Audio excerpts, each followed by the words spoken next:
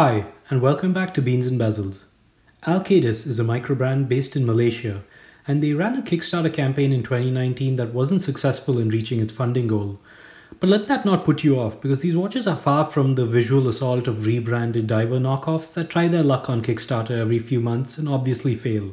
This is the Alcadus Opus and delivers a ton of high quality specs in a package that might have just been too expensive for the Kickstarter market at that time.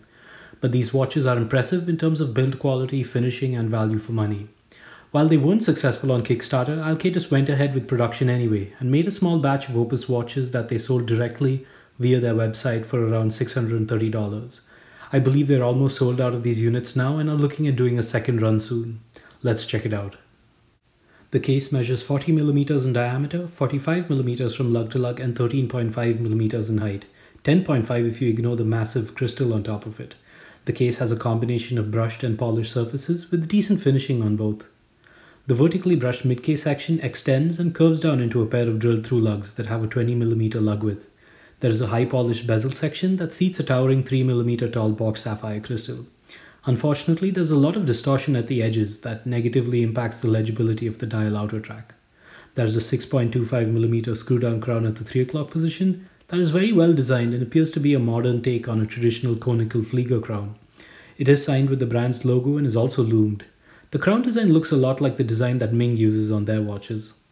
Flipping it over, you have a screw down case back with an exhibition window. This watch is rated for up to 100 meters of water resistance, which is reasonable for an aviation inspired watch. But given the overall 13.5mm thickness, maybe they could have pushed this rating a bit further. All three dials are quite different but share a similar overall design layout. The general aesthetic seems to be inspired by Tool and Pilot's watches, like the Zin 556 for example.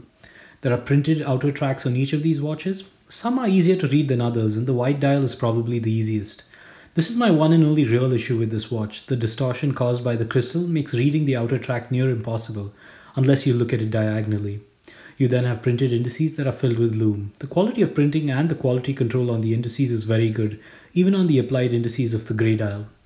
The 12 o'clock index is the brand's logo, which also seems to pay homage to the 12 o'clock triangle seen on traditional fliegers. I thought this was very nicely done. There is a date window at the 6 o'clock position, which is great, with the color matched date wheels and fonts. The finishing around the window is very good, and these are just well executed all round. The hands are different on each watch, with the most challenging to manufacture likely being the blued hands on the white dial.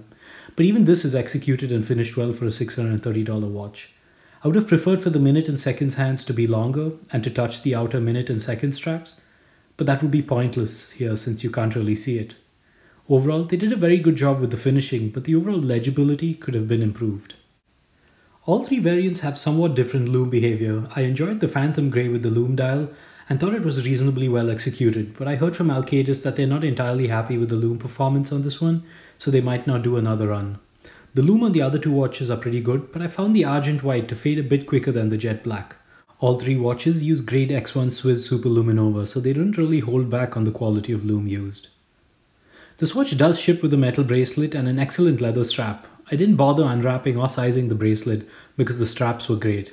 The bracelet looks well made with no wiggle at the lugs and a functional clasp with 3 micro adjustment slots. The inner assembly of the pressed clasp is milled and has a perlage finishing. Impressive stuff for the money. These watches use a well-decorated ETA 2824-2 elaborate grade movement with a customized rotor. I was very impressed by both the choice of the movement and the finishing grade given this watch is currently $630. The movements themselves are moderately clean with some amount of dust and dirt. At this price, I'm okay with taking a small hit on quality control if the movement being delivered is this good. I didn't measure the accuracy of each watch, but the elaborate grade movements should keep good time.